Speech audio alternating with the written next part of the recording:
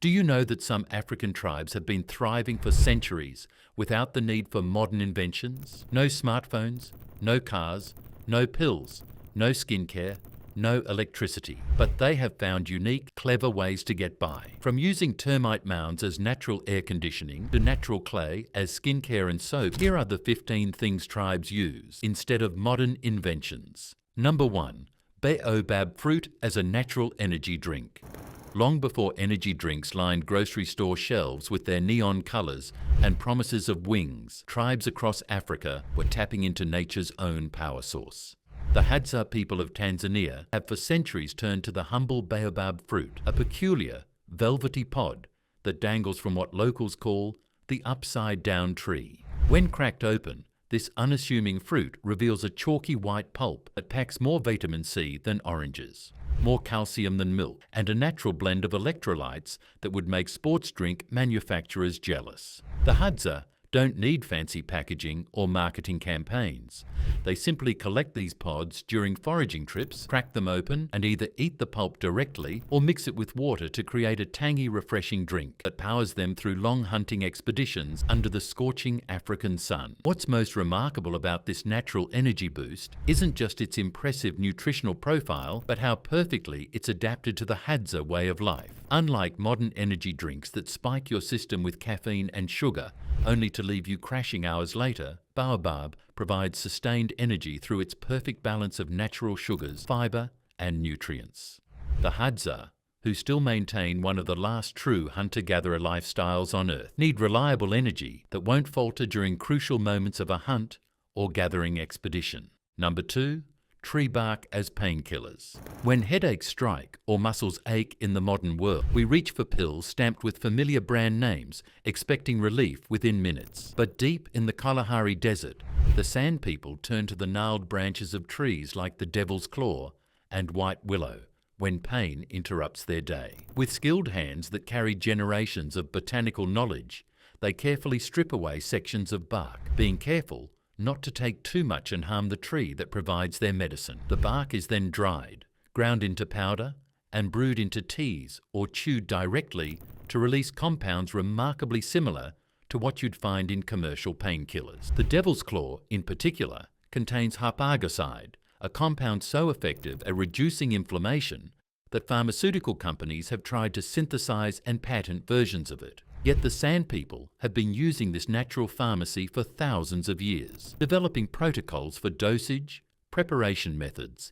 and timing that rivals modern medicine's careful instruction. What makes this traditional pain management system truly remarkable is how it's woven into the Sand's spiritual understanding of their environment. Unlike our transactional relationship with pain relief, pop a pill and move on, the Sand approaches pain as part of a larger conversation between body, spirit, and landscape. The harvesting of medicinal bark is accompanied by rituals of gratitude toward the tree, acknowledgement of the pain itself as a messenger rather than an enemy, and a deep understanding that the relationship between healer and plant is reciprocal. Number 3. Gourds as water bottles. Before sleek metal water bottles became fashion accessories, and before plastic bottles littered every corner of the globe, the Maasai people of East Africa solved the universal human need to carry water with remarkable ingenuity. Throughout the arid grasslands they call home, the Maasai cultivate special varieties of gourds, not for food, but specifically for their water-carrying potential. When young gourds reach just the right size, they are carefully harvested, and a small hole is cut in the top. The gourd's insides are scraped clean, and the shell is left to dry in the sun until it hardens into a lightweight yet surprisingly durable vessel. Some are kept small for personal use during daily activities, while others are grown to massive proportions for storing family water supplies. Many are decorated with intricate patterns burned into the surface, or adorned with colourful beads and leather straps, transforming these utilitarian objects into personal expressions of artistry and cultural identity. What's most ingenious about these natural containers isn't just their biodegradable nature, but their remarkable functional advantages. The thick walls of the gourd insulate water, keeping it surprisingly cool even under the merciless African sun. The slightly porous nature of dried gourd material allows for minimal evaporation through the container walls, creating a natural cooling effect similar to ancient clay pots. Maasai women, who often walk miles to water sources, have developed specialized carrying techniques and strap systems that distribute the weight of multiple water gourds across their bodies in ergonomically balanced ways. Number 4. Termite mounds as natural air conditioning. While modern humans crank up electricity-hungry air conditioners during heat waves, the Nuba people of Sudan have learned architectural secrets from an unlikely teacher: termites. These tiny insects construct massive mounds across the African landscape that maintain stable internal temperatures despite extreme outside fluctuations. The Nuba studied these natural cooling systems and incorporated their principles into their own home designs. They construct thick mud walls with precisely positioned ventilation shafts that create continuous air circulation patterns. Cool air is drawn in through lower openings, while hot air rises and escapes through higher outlets, creating a perpetual breeze without a single watt of electricity. The building material itself, a mixture of clay, straw, and sometimes animal dung, provides exceptional insulation properties, absorbing heat during the day and releasing it slowly at night, moderating temperature extremes in a way that modern building materials often fail to achieve. What makes this termite-inspired cooling system truly remarkable is how it's been fine-tuned to respond to local environmental conditions with an intelligence that puts many modern buildings to shame. The Nuba don't just copy termite mounds, they have adapted the principles to human scale and needs through centuries of architectural evolution. The placement of buildings in relation to prevailing winds, the thickness of walls on different sides of the structure based on sun exposure, the size and position of ventilation shafts adjusted for seasonal variations. All these elements work together in a sophisticated passive cooling system. During the hottest parts of the day, interior temperatures can be up to 20 degrees cooler than outside, without consuming any resources beyond the initial building materials. Modern architects and engineers have begun studying these traditional designs as inspiration for sustainable building techniques, sometimes called biomimicry. The humble termite, it turns out, solved the problem of climate control millions of years before humans invented electricity, and the Nuba people were wise enough to learn from these tiny architectural masters, rather than fighting against their harsh environment with energy-intensive technology. Number 5. Animal fat as sunscreen. In the harsh desert climate of northern Namibia, the Himba people face relentless sun exposure that would burn most modern visitors within hours. Yet their skin remains protected without a drop of commercial sunscreen thanks to a striking red paste called OTGZ that coats their bodies and hair. This remarkable substance, made from butterfat mixed with ochre, a natural red iron oxide pigment and sometimes aromatic herbs, serves multiple purposes in Himba culture. Applied daily by women and girls, the paste creates a protective layer that blocks harmful UV rays while moisturizing skin that would otherwise crack in the desert heat. The deep red color comes from ochre, a mineral that Himba women grind between stones into a fine powder before mixing it with rendered animal fat. The resulting mixture is applied in thick layers across all exposed skin and worked into hair, giving the Himba their distinctive appearance while providing crucial protection from the elements. What looks to outsiders like an exotic cultural practice is actually a sophisticated skincare system perfectly adapted to one of Earth's harshest environments. The brilliance of OTGZ extends far beyond basic sun protection. The butterfat base creates a waterproof barrier that helps Himba people retain precious body moisture in the desert environment, while the ochre provides not just sun protection, but insect repellent properties as well. The paste even helps regulate body temperature by reflecting some heat while allowing the skin to breathe. Perhaps most remarkably, this traditional sunscreen solves multiple problems at once in a water-scarce environment. Number 6. Banana leaves as food wraps. In kitchens across the modern world, rolls of aluminum foil and plastic wrap sit ready to preserve leftovers or package meals for later. But throughout the tropical regions of Africa, families have been reaching for something entirely different for centuries: the broad, flexible leaves of banana plants that grow abundantly in their gardens and forests. These massive green leaves, which can reach lengths of several feet, serve as nature's perfect food packaging system. In communities from West Africa to the Congo Basin, women gather these leaves fresh from the plants, quickly pass them through flame or hot water to make them more pliable, and then use them to wrap everything from fish to rice to traditional steam pudding. The leaf wrapping isn't just a container, it's an integral part of the cooking process, imparting a subtle, sweet aroma to foods as they cook, while also keeping them moist and trapping in flavours. When food is wrapped in banana leaves and placed among hot coals or steamed,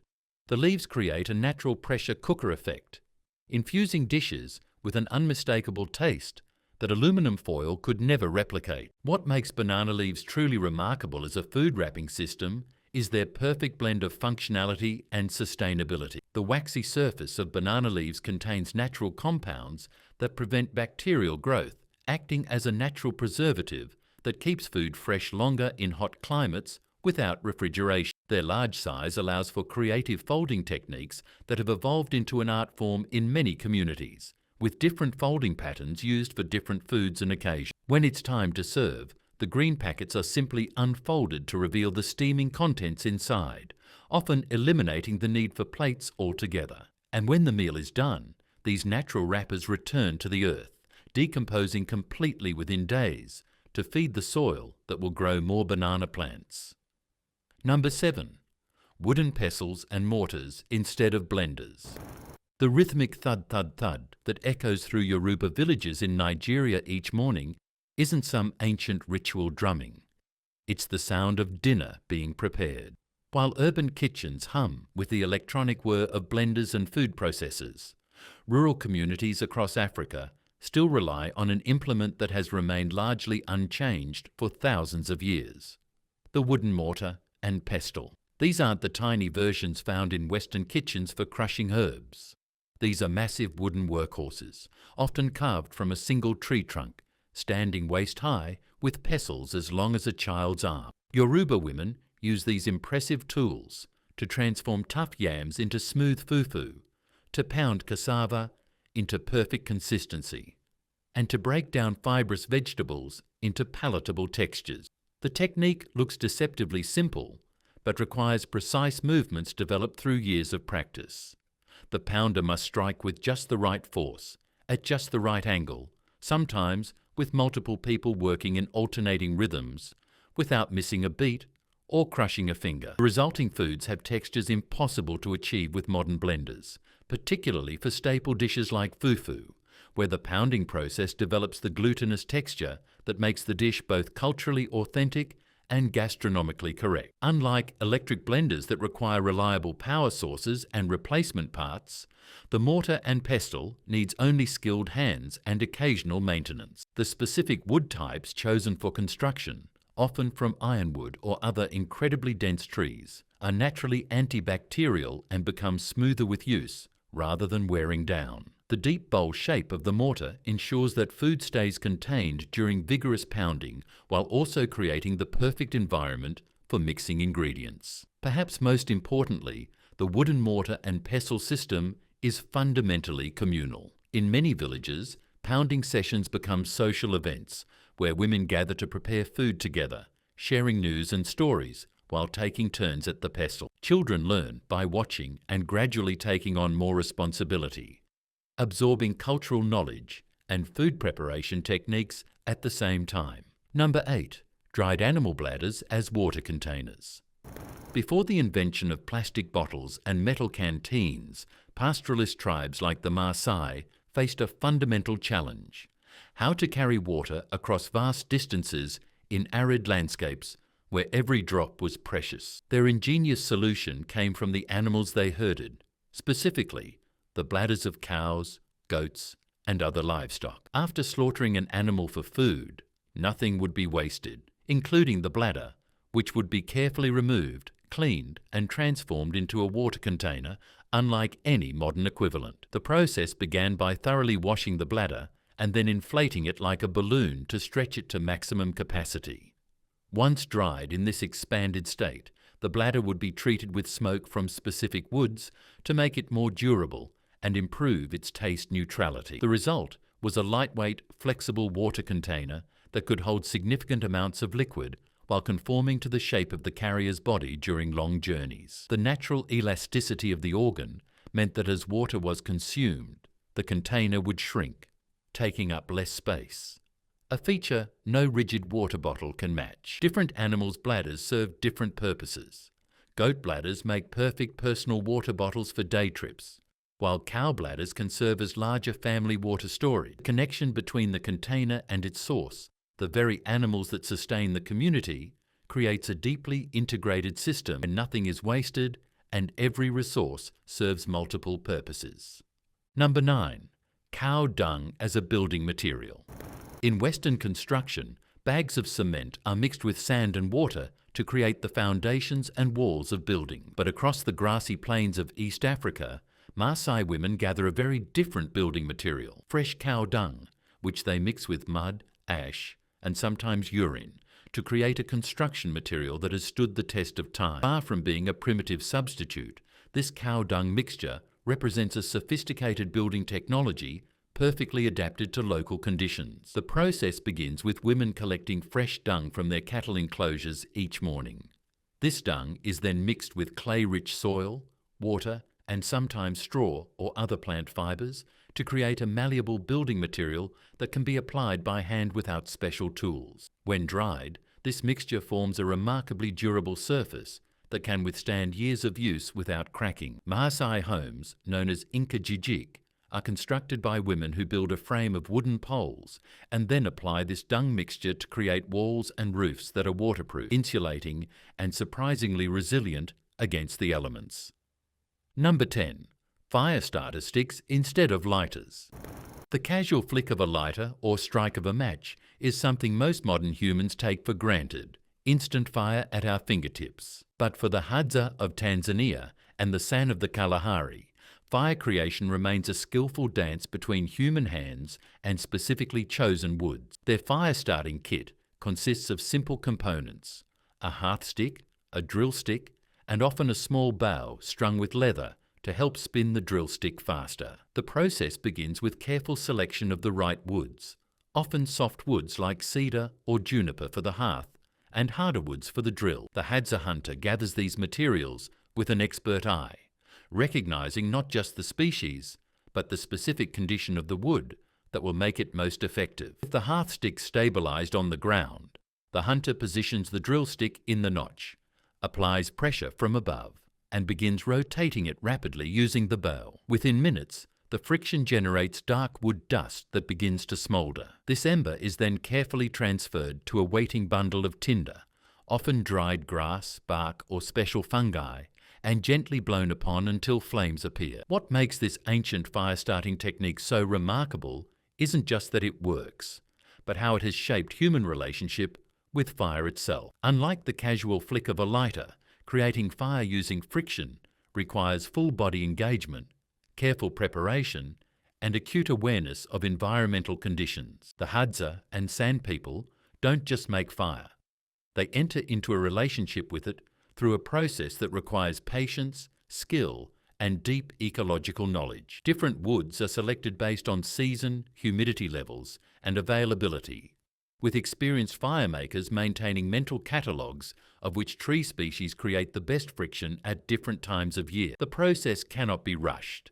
Attempt to hurry, and the ember might never form. Children learn by watching elders, gradually taking on more responsibility in the firemaking process as they develop the necessary strength and coordination. By the time a young person can create fire independently, they have absorbed not just the technical skill, but a profound understanding of fire's role in their community for cooking, warmth, protection, and ceremony.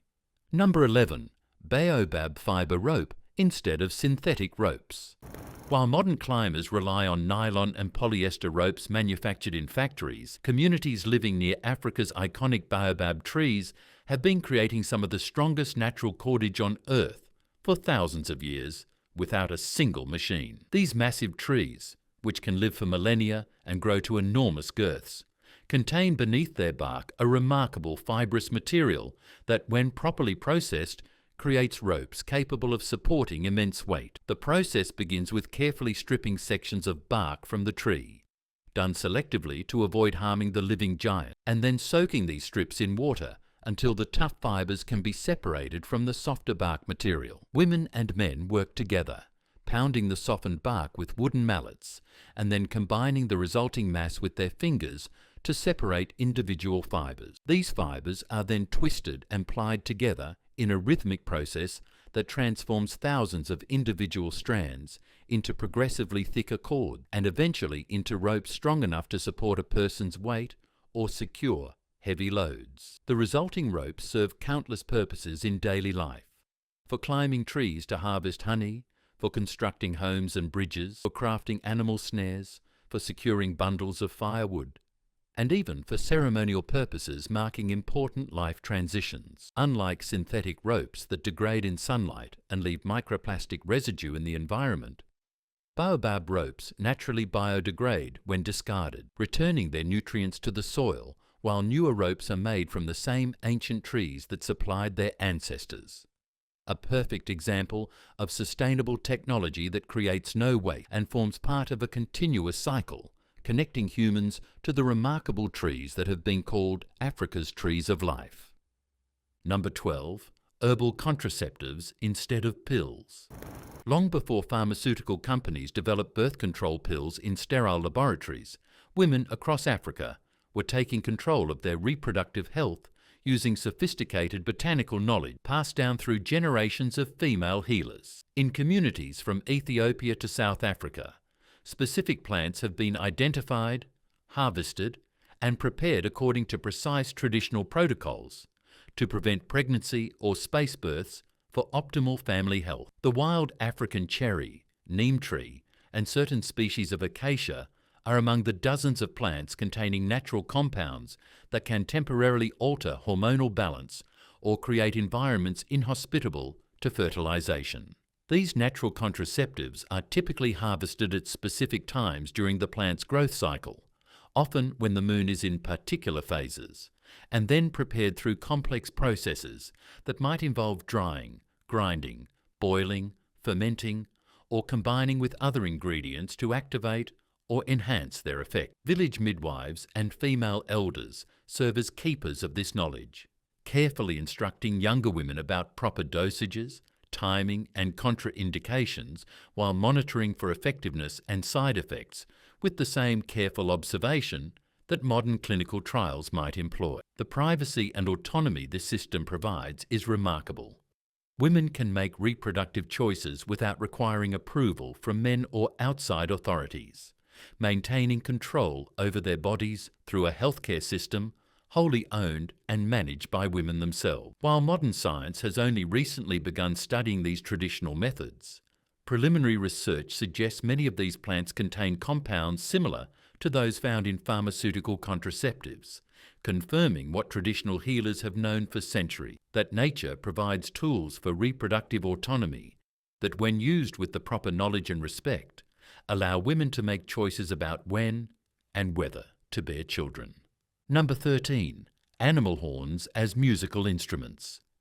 Before there were brass bands with their factory-made trumpets and horns, the Zulu people of southern Africa were filling battlefields and ceremonial gatherings with the haunting, powerful sounds of the kudu horn trumpet. These magnificent spiraling horns, which can reach lengths of up to 4 feet, come from the male kudu antelope, one of Africa's largest antelope species, with horns that naturally form perfect spiral shape. After an animal is hunted for food, the horns are carefully removed and prepared through a painstaking process. The core is hollowed out.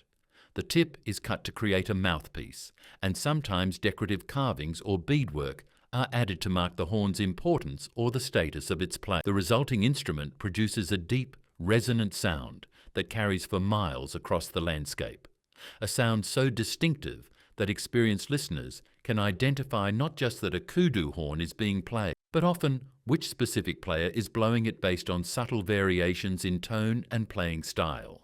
These horns serve multiple crucial functions in Zulu society. They announce important events and gatherings, They communicate messages across vast distances in a pre-electronic form of telecommunications. They coordinate movements during hunting or warfare. They mark the arrival of important visitors. And they play central roles in ceremonies marking birth, coming of age, marriage, and death. The most skilled horn players are highly respected community members who develop special breathing techniques, allowing them to sustain notes for astonishing lengths of time or produce complex patterns of sound that convey specific messages to listeners miles away. Unlike modern brass instruments that require factories, specialized metals, and complex manufacturing processes, these natural horns connect players directly to the environment around them, transforming what might otherwise be hunting waste into powerful tools of communication and cultural expression that have sustained Zulu identity through centuries of change and challenge. Number 14. Natural clay as skincare and soap.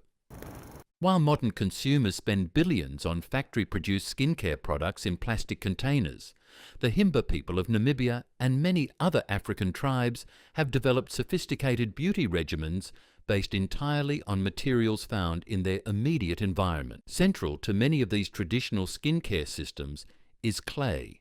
Not just any clay, but specific varieties identified through generations of observation and experience for their beneficial properties. Women locate particular clay deposits, often traveling significant distances to harvest the highest quality materials, then process these clays through careful grinding, sifting, and sometimes aging to enhance their property. The resulting powder is mixed with various plant oils, herbs, and sometimes animal fats to create cleansing masks, exfoliants, and moisturizers perfectly adapted to local climate conditions. Certain red clays rich in iron oxides provide natural sun protection, while white kaolin clays gently draw impurities from the skin without stripping away natural oils. Green clays rich in minerals like magnesium, calcium, and potassium help reduce inflammation and fight bacterial infections. The clay mixtures are applied in specific patterns, sometimes covering the entire body, sometimes focused on particular problem areas, and left to dry before being gently rubbed or washed away, taking with them dirt, dead skin cells, and excess oils, while depositing beneficial minerals that nourish the skin barrier. What's remarkable about these traditional clay-based skincare systems isn't just their effectiveness, but their perfect adaptation to local environmental conditions. In arid regions, clay formulations focus on moisture retention. In humid areas, they emphasize absorption properties. In regions with intense sun exposure, they incorporate natural sunscreen compounds. These systems create no waste, require no factories or transportation networks, use no synthetic chemicals, and leave no microplastic residue in waterways. Yet they successfully address the same fundamental skincare needs that modern products target, all while maintaining cultural practices that connect people to their landscapes and ancestors through the intimate daily ritual of caring for their largest organ. Number 15. Smoke baths instead of showers.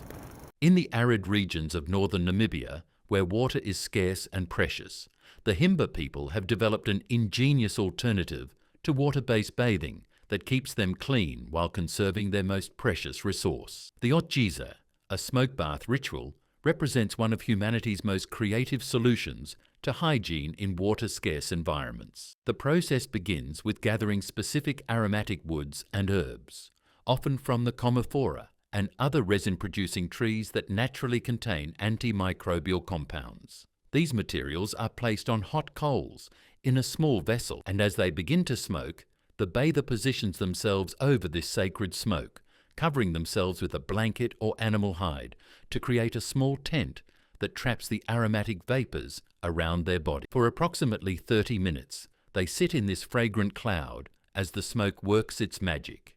The heat opens pores. The aromatic compounds kill bacteria responsible for body odor, and fine particles of antimicrobial resin coat the skin, providing long-lasting protection against germs.